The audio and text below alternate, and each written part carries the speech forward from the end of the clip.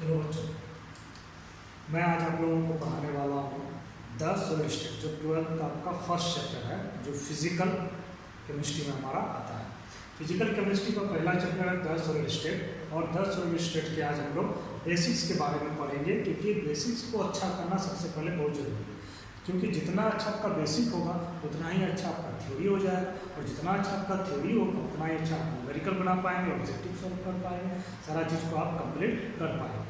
इसीलिए सबसे पहले हम लोग बेसिक को जानेंगे, और बेसिक को जानने के बाद तो फिर इसकी थ्योरी में जाएंगे, थ्योरी में समझने के बाद तो फिर हम लोग न्यूमेरिकल्स वगैरह इसके साथ साथ बनाते हुए जाएंगे, और फिर हम लोग इसको लास्ट में कॉम्पिटिटिव फाइल बनाएंगे।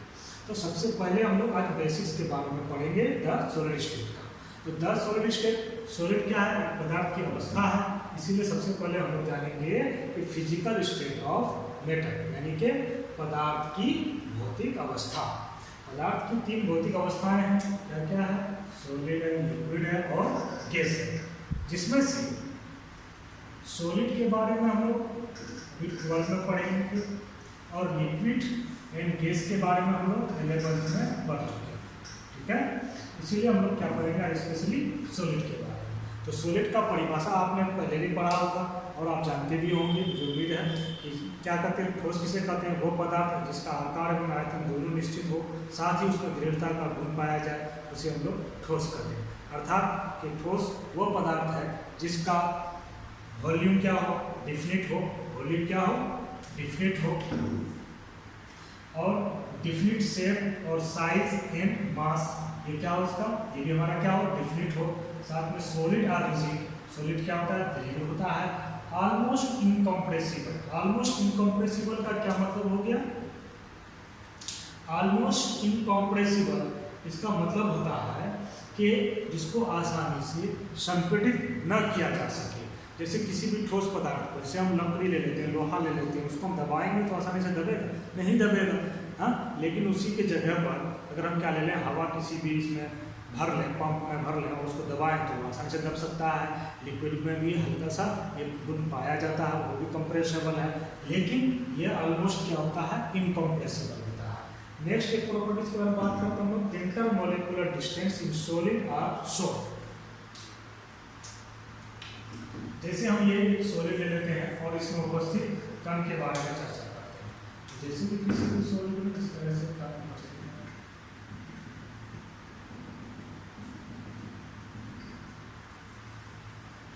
है ना, तो इसमें देखिए कि ये जो कण है, इन कणों के बीच में क्या है? ये दो कणों के बीच में जो स्थान है वो क्या होता है? लगभग नगण्य होता है।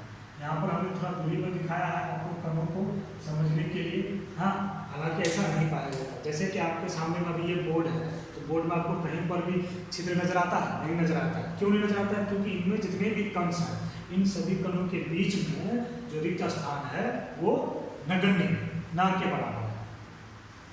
इसमें साथ में एक पॉइंट और है, also and intermolecular force are strong. और इन कणों के बीच में जो बल है, इंटरमोलिकुलर फोर्स, अंतराण्विक आकर्षण बल, वो क्या है? बहुत ही स्ट्रॉन्ग है। कैसे? जैसे कि अभी हम इसको दबा रहे हैं, दब रहा है? नहीं दब रहा है। क्यों नहीं दब रहा है? क्योंकि इनके कणों के बीच में जो इंटरमोलिकुलर आकर्षण फोर्स है वो बहुत ही हाई है, और उनके बीच में रिक्त स्थान वो बहुत कम है। ठीक है, तो इतना बात जानने के बाद थोड़ा सा और एक चीज़ हम लोग को बेसिक जानने की जरूरत है कि यूनिवर्स यानी कि संपूर्ण जगत का निर्माण किससे हुआ? मैटर और एनर्जी से हुआ। मैटर मतलब द्रव्य, मैटर और सब्सटेंस में बहुत ही कम डिफरेंस है। जैसे कि हम कह सकते हैं कि पदार्थ, किसी भी चीज़ को हम पदार्थ कहते हैं, लेकिन जिसकी विशेष संरचना या विशेष गुणों के बारे में पता हो उसी पदार्थ को हम मैटर कर सकते हैं, और एनर्जी से हुआ है। तो सभी मैटर का कंस्टिट्यूएंट पार्टिकल, सभी मैटर का कंस्टिट्यूएंट पार्टिकल क्या होता है? आयन, एटम, मॉलिक्यूल होता है। यानी कि इन तीनों में से कोई एक होगा, या फिर तीनों में से कोई दो होगा, या फिर कोई एक होगा। अब इनमें से जैसे कि हम बात करेंगे कि आयन, एटम, मॉलिक्यूल, तो एटम से ही एक्चुअल में क्या होता है? आयन का निर्माण होता है। एटम से ही आयन का निर्माण होता है, और एटम से ही मॉलिक्यूल का निर्माण होता है। तो एटम से जब आयन बनता है तो कब बनता है? जब इलेक्ट्रॉन के आदान प्रदान से आयन का निर्माण होता है, और एटम के सहयोग से मॉलिक्यूल का निर्माण होता है। तो यानी कि जब तक इससे इलेक्ट्रॉन का आदान प्रदान नहीं होगा तब तक आयन नहीं बनेगा, और जब तक एटम के बीच में रासायनिक संयोग नहीं होगा तब तक का निर्माण नहीं होगा। तो इतनी सारी बातों को जानने के बाद तो हम लोग थोड़ा सा स्पेशली बात करने के लिए चलेंगे सॉलिड के बारे में। इसलिए हम लोग इसको क्या करते हैं, पूरे को क्लिक कर देते हैं जब तक।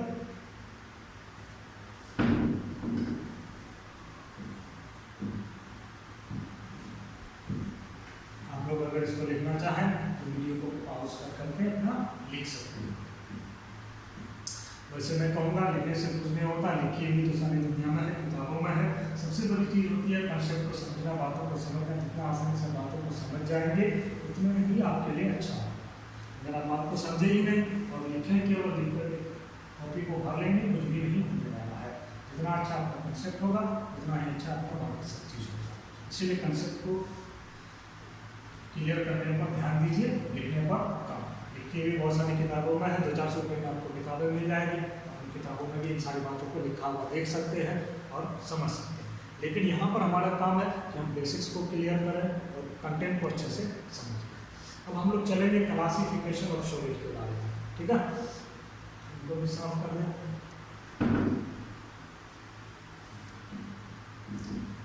क्लासिफिकेशन ऑफ सॉलिड अर्थात सॉलिड का वर्गीकरण। अब तक हम लोग से इतना ही जाने थे कि पदार्थ का वर्गीकरण होता है, लेकिन अब पदार्थ में से जो ठोस पदार्थ है उसका वर्गीकरण जानेंगे।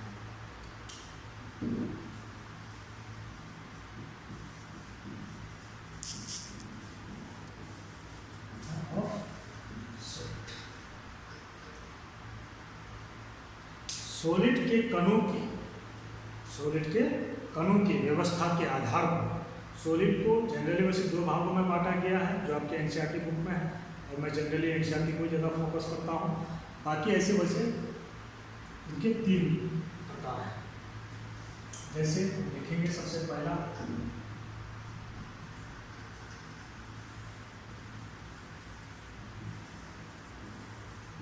क्रिस्टलाइन सॉलिड,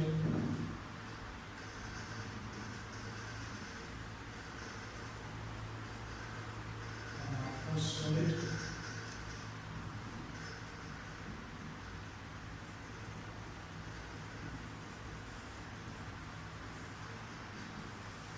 और ये क्रिस्टलाइन सॉलिड। क्रिस्टलाइन सॉलिड जिसको हम लोग ट्रू सॉलिड भी कह सकते हैं, और एमोर्फस सॉलिड के तो कई नाम हैं, जैसा कि हम इसका नाम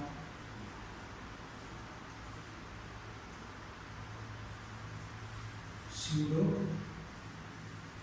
सॉलिड,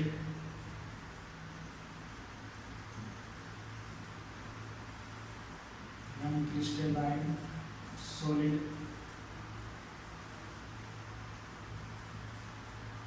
सुपरकूल्ड लिक्विड भी कह सकते हैं।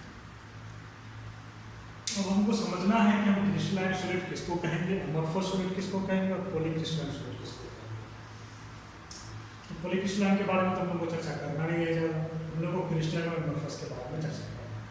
तो क्रिस्टलाइन सॉलिड क्या होगा कि इनका जो भी सॉलिड होगा है,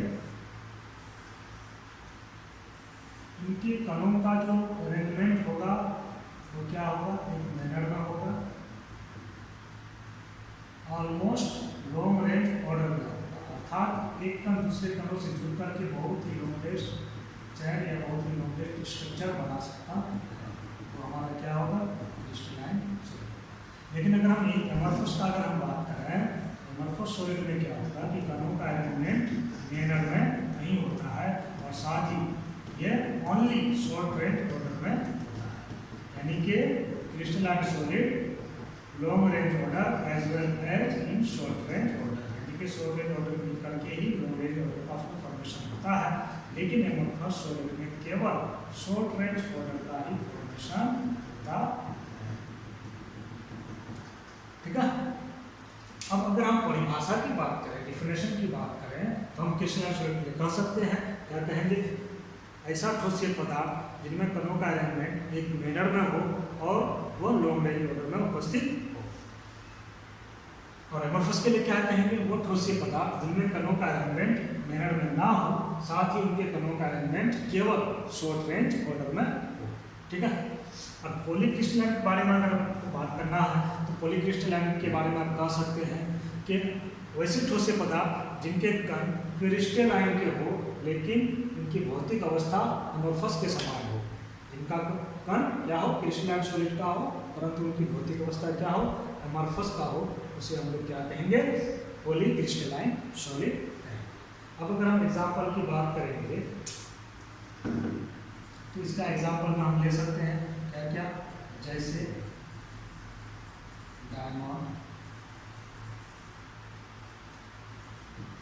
ग्रेफाइट, मेटल,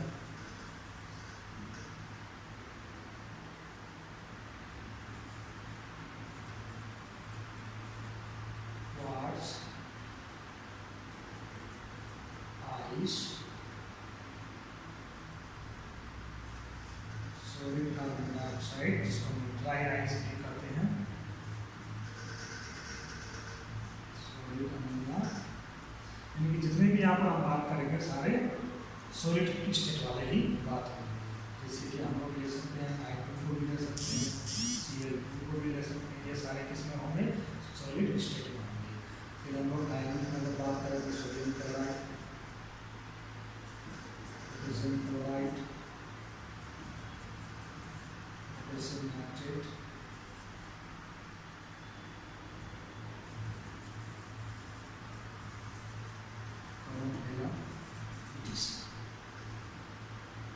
और अगर इसका बात करेंगे अमोर्फस सॉलिड के उदाहरण का बात करेंगे तो अमोर्फस सॉलिड हम ले सकते हैं क्या क्या, वो ले सकते हैं,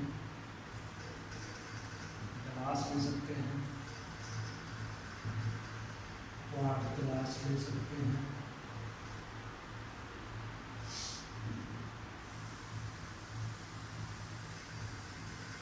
रबर ले सकते हैं, रबर को जो इसमें डाल सकते हैं, रबर ना ही डालें तो अच्छा है, रबर ले लेंगे और अभी बहुत सारे हैं फिलहाल।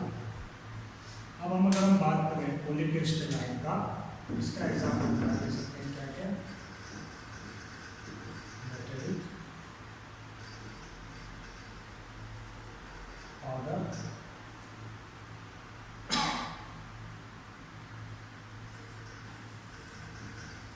सल्फर,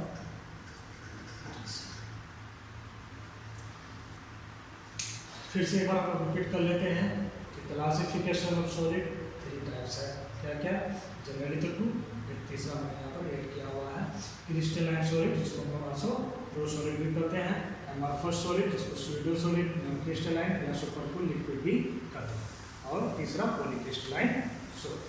क्रिस्टलाइन सॉलिड के लिए सिंपल सा कंसेप्ट रखना है क्या, कि ऐसे ठोस पदार्थ जिनमें कणों का अरेंजमेंट एक मैनर में हो, साथ ही लॉन्ग रेंज ऑर्डर में हो, उसे हम लोग क्रिस्टलाइन सॉलिड कहेंगे। और अमोर्फस किसको कहेंगे, वो ठोस पदार्थ जिनमें कणों का अरेंजमेंट मैनर में ना हो, साथ ही इनके कण किसमें हो, शॉर्ट रेंज ऑर्डर में हो। और पॉलीक्रिस्टलाइन क्या कहेंगे, किसको कहेंगे, ऐसा ठोस पदार्थ जिनके कण क्रिस्टलाइन सॉलिड का हो परंतु उनकी भौतिक अवस्था अमोर्फस सॉलिड का हो, उसे हम लोग पॉलीक्रिस्टलाइन सॉलिड कहेंगे। अब अगर आप सिंपल कंसेप्ट में बात को समझना चाहें कि हम आसानी से कैसे पकड़ें कि कौन हमारा क्रिस्टलाइन है, कौन अमोर्फस है, अर्थात कौन क्रिस्टलीय ठोस है और कौन अक्रिस्टलीय ठोस है, तो आप एक बात को ध्यान देंगे, जैसे कि किसी भी मेटल को अगर आप काटते हैं उसको बीच से, तो आप उसका देखेंगे कटा हुआ भाग क्या होगा, स्मूथ होगा। इसका कारण क्या है कि उनके क्रम का अरेंजमेंट क्या एक मैनर में है, ठीक है।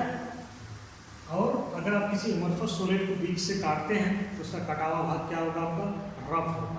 जैसे आप रबर को अगर काटेंगे या वुड को काटेंगे, उसका कटा हुआ भाग क्या होगा, रफ होगा, इसीलिए वो क्या कहलाता है, हमारा अमोर्फस सॉलिड, जिसको हम आसानी से पकड़ सकते हैं।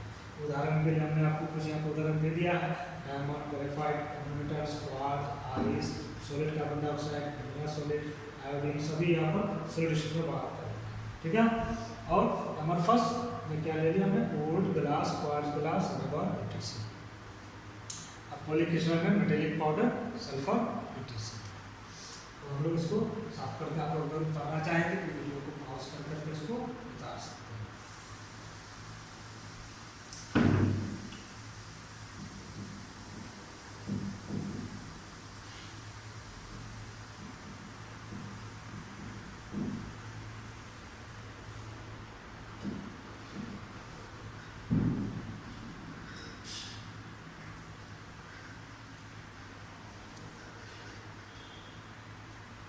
अब हम लोग थोड़ा सा यहाँ पर केवल एमरफस के बारे में बात करेंगे। क्यों एमरफस के बारे में बात करेंगे?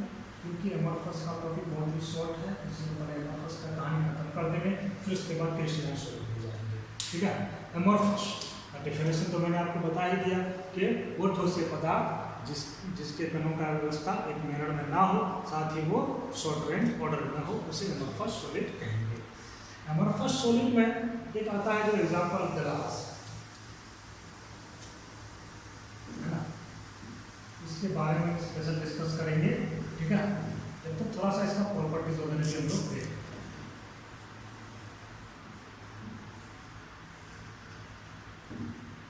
प्रॉपर्टीज की अगर हम बात करें इसका, तो सबसे पहले प्रॉपर्टीज में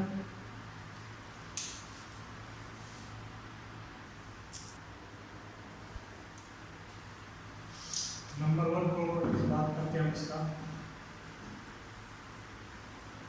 इरेगुलर शेप। इसका शेप क्या होता है? रेगुलर नहीं होता है। दूसरा प्रॉपर्टीज का अगर हम बात करें, इरेगुलर अरेंजमेंट। तीसरी प्रॉपर्टीज का अगर हम बात करें इसका,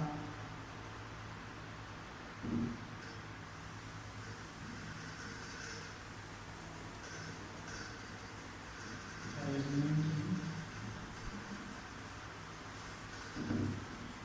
short range order only.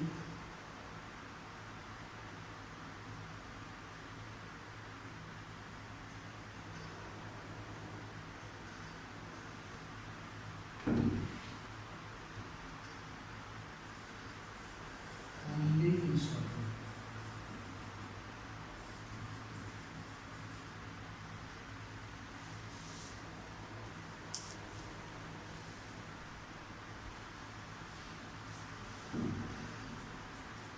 They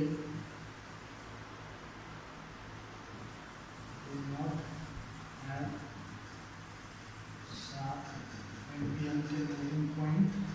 और पांचवा पॉइंट का बात करेंगे तो इट इज आइसोट्रोपिक। तो क्या हो गया इसका?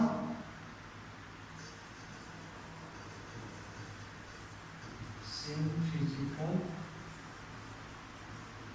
Properties in all direction.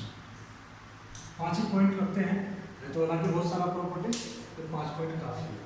5 point में पहले चर्चा कर लेते हैं हम लोग क्या कि इरेगुलर शेप, इनका शेप कोई फिक्स नहीं होता है, रेगुलर नहीं होता है, मतलब टेढ़ा-उड़ा हो सकता है।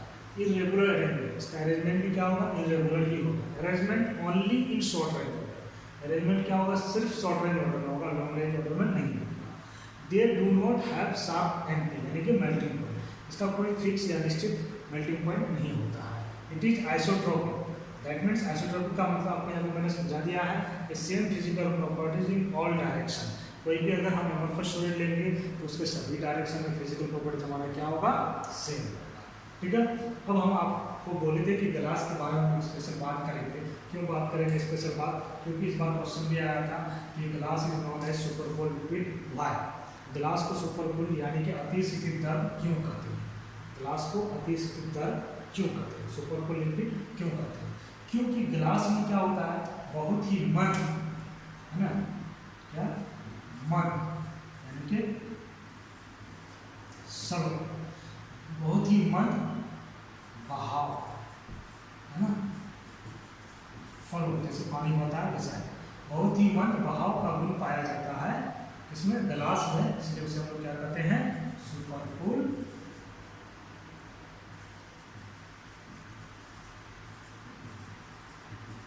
लिक्विड कहते हैं। किसको? ग्लास को सुपरकूल्ड लिक्विड कहते हैं। क्यों कहते हैं भाई? क्योंकि ग्लास में बहुत ही मंद बहाव का गुण पाया जाता है, इसलिए उसे हम लोग क्या कहते हैं? सुपरकूल्ड लिक्विड कहते हैं।